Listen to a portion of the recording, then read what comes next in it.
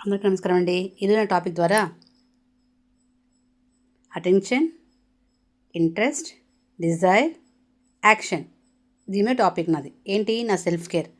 ప్రతి భార్య కూడా తన భర్త కోసం ఆలోచించాలంటే ముందు తన కోసం తను కూడా ఆలోచించాలి. నా భర్త హ్యాపీగా ఉండాలంటే నేను మెంటల్గా, ఎమోషనల్గా హ్యాపీగా ఉండాలి కదా. అంత అందంగా నవ్వడానికి, అతనితో ప్రేమగా ఉండడానికి నాకు కూడా పీస్ఫుల్గా ఉండగలగాలి. నేను ఆరోగ్యంగా ఉంటేనే అతనికి ఆనందంగా ఉండేలా చూసుకుంటాను. అందుకే నేను నా ఆరోగ్యాన్ని పట్టించుకుంటాను. నా మనసుకి విశ్రాంతి ఇస్తాను.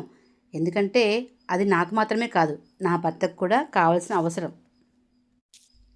ఇక్కడ నేను చెప్పేది ఏంటంటే ప్రతి భార్య కూడా తన కోసం సెల్ఫ్ లవ్ తోటి, సెల్ఫ్ కేర్ తోటి ఉండాలి అని చెప్తున్నాను.